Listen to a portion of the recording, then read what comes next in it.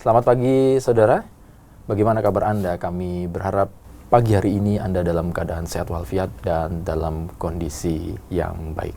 Saudara, kembali Sapa Redaksi pagi hari ini menjumpai Anda, di mana redaksi Kompas TV Dewata bekerja sama dengan Harian Tribun Bali mengajak Anda untuk membahas atau mengulas terkait dengan masih di tengah-tengah pandemi COVID-19, namun kita akan menyoroti tentang bagaimana upaya-upaya dan usaha-usaha kreatif yang dilakukan beberapa masyarakat terkait dengan atau imbas dari adanya pandemi COVID-19 ini. Dan untuk itu, pagi hari ini saya seperti biasa akan ditemani oleh pemimpin harian redaksi Tribun Bali. Selamat pagi Mas Harko. Selamat pagi Mas. Sehat selalu ya Mas? Sehat. Astungkara lah. Astungkara. Kita harus positif, kemudian kondisi kita salah satu hati yang bergembira memang katanya obat. Benar. Gitu. Benar, Baik. Mas Harko, ini kita memang masih diselimuti dengan penyebaran pandemi dari COVID-19 ya, virus corona ini.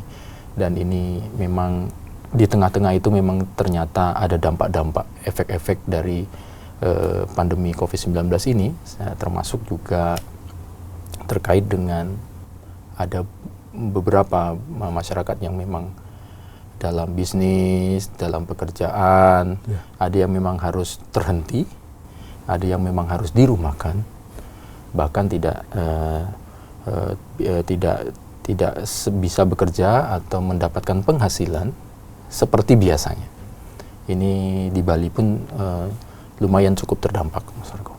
Namun kita melihat dari kemarin ternyata memang ada beberapa masyarakat yang atau sebagian mereka yang akhirnya punya kreativitas.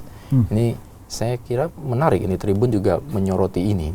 Bagaimana nih Mas Nargo? Ditanya. Ya, jadi benar Mas Bambang. Jadi katakanlah pandemi sekarang ini ya. Ini kan secara umum ya, ini bikin suram ya, pikiran bisa suram. Ya, aktivitas kita yang sebelumnya itu menjadi sesuatu yang kita anggap normal, tiba-tiba berubah. Sehingga mungkin sebagian orang mengalami disorientasi kan gitu. Jadi mengalami disorientasi, kebingungan, mungkin juga yang di rumah saja juga bosan gitu kan. Terus kemana-mana juga nggak bisa, tekanan, stres. Tapi kami bersyukur ya, setelah kami juga mendengar ya beberapa orang, saya kira juga cukup banyak, ternyata menghadapi situasi yang banyak keterbatasan-keterbatasan dan pembatasan-pembatasan ini, justru malah membuat mereka jadi kreatif, memunculkan sesuatu yang justru berguna, yang sebelumnya itu nggak diperkirakan atau nggak dipikirkan. Jadi misalnya begini, ada mantan driver transportasi online gitu Mas. Kan pariwisata udah boleh dikata tiarap, sangat tiarap, merosot drastis. Betul. Otomatis dia juga kehilangan mata pencariannya. Ternyata dia putar pikiran gitu. Akhirnya nemu, dia menjadi atau membuat usaha supply dan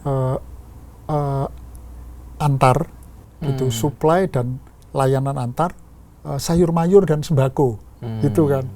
Jadi gitu, lewat online. Jadi pembeliannya lewat online gitu. Dia pakai media sosial. Ya awalnya ini kayak semacam uji coba, tapi ternyata responnya bagus. Gitu kan. Dia ambil jadi langsung, dia menerima orderan, kemudian dia yang pick up. Dia mengantar. Jadi dia mengantar. Jadi dia ngambilnya itu langsung dari pasar induk gitu ya. Kemudian dia kirim ke konsumen. Bahkan ini memutus mata rantai yang lebih panjang dari supplier ke konsumen. Apalagi sekarang juga warung-warung juga nggak mudah juga kan, jam bukanya juga dibatasi. Nah, kemudian juga ada yang sebelumnya itu kerja di kitchen di hotel, akhirnya dirumahkan karena kondisinya seperti ini. Dia buka usaha jual sate ya gitu. Jadi ternyata laris gitu ya. Ini kelihatan sepele Mas Bambang, tetapi begini, kalau orang misalnya mikirin gengsi, itu bisa nggak kepikiran itu seperti itu. Tapi ternyata ada orang yang memaknai positif situasi ini, dalam arti begini ya, bukan kemudian menginginkan wabah ini berlanjut, tapi begini, ada begini, kondisi sulit itu dianggap sebagai ancaman atau tantangan, itu kan beda. Karena kalau dianggap sebagai ancaman, yang muncul itu hanya ketakutan-ketakutan, sehingga nggak bisa berbuat apa-apa, tidak kecil kemungkinan muncul kreasi-kreasi atau inovasi. Tapi kalau dianggap sebagai tantangan, itu kayak permainan aja. Kalau kita tertantang main game itu kan kita makin adrenalinnya justru keluar, adrenalinnya keluar. Kita justru gimana caranya itu untuk bisa ngakali kondisi seperti ini. Nah, beberapa orang saya kira punya mindset seperti ini, sehingga keterbatasan, kesulitan yang mereka hadapi itu justru menjadikan ini sebagai tantangan dan akhirnya muncul sesuatu yang positif yang sebelumnya nggak terpikirkan. Ada teman misalnya yang dia nggak ngerti benar bahwa dia itu bisa menulis dengan cukup baik, gitu kan? Karena tinggal di rumah, akhirnya dia banyak bikin tulisan macam diary, diposting di media sosial. Kemudian dibaca teman-temannya di media sosial, ternyata dapat komentar, dapat respon yang bagus, tulisanmu bagus ya, menginspirasi ya. Dia sendiri nggak sadar dia punya bakat menulis itu. Nah kayak begitu Mas. Nah ada yang artinya begini, menghasilkan secara ekonomi sehingga itu bisa mengganti kehilangan penghasilan di pekerjaan yang selama ini dia geluti gitu. Ada yang sekedar menyalurkan hobi, tapi itu sudah positif karena itu memberi rasa positif kan di hati kan. Nah itu juga bagian untuk meningkatkan imunitas di saat seperti ini ya. Gitu. Jadi memang dalam keadaan sulit pun sebetulnya bisa dimanfaatkan atau kita melihat ternyata bisa jadi kita punya potensi yang tadinya kita tidak tahu. Ternyata potensi ini kalau dicoba kemudian dilakukan tidak cuman memberikan kebahagiaan pada dirinya, tapi bisa menghasilkan juga. Walaupun memang tidak full seperti kemarin pada waktu bekerja ya. Ini sudah banyak ya masyarakat ya. Oh cukup banyak ya, apalagi tukang pandai besi, tukang las, sekarang bikin wastafel karena kebutuhan wastafel meningkat. Kalau dia cuma berpikir, waduh order saya sepi nih, saya kan biasa ngelas bikin pagar kayak gitu. Kalau dia fokus hanya pada apa yang selama ini dia lakukan, bikin pagar, ya dia bisa kehilangan banyak. Tapi sekarang ternyata kebutuhan wastafel meningkat. Dia berpikir, saya melayani order. Ada peluang di sana. Justru ada peluang. Jadi selalu ada begitu. Ada sebuah buku menarik, Mas. Jadi buku itu bercerita tentang bagaimana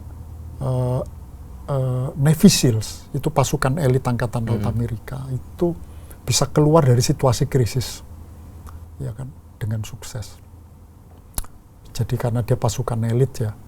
Tentu pendidikannya itu juga nggak mudah. Di atas rata-rata. Ujiannya itu bisa sampai menguji nyali dan nyawanya itu bahkan. Itu salah satunya itu pasukan elit di penjinakan bom. Jadi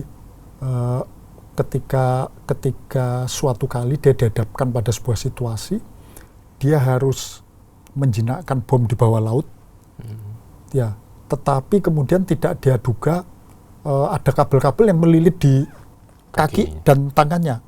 Padahal bom ini pakai timer, itu kan harus cepat dijinakkan gitu. Nah, sementara tangannya kelilit sama kakinya, kabel-kabel itu, dia juga harus melepaskan ini. Nah, kan dia adu kecepatan ini dengan bom waktu ini. Nah, si pasukan anggota SEALs itu yang kemudian keterangannya itu kemudian dikutip dalam sebuah buku yang ditulis oleh seorang penulis Amerika, Eric Barker namanya. Itu ternyata apa resepnya? Akhirnya dia bisa membebaskan dari lilitan itu dan kemudian masih ada kesempatan untuk menjinakkan apa yang dilakukan. Nah, jadi begini, ketika dalam kondisi krisis itu dia menanamkan pada dirinya. Dia mencoba berpikir positif. Saya harus tenang. Saya nggak boleh panik. Memang ini nggak mudah. Kalau nggak mudah ini kan mudah diomong, tapi ketika praktek ya nggak mudah ya.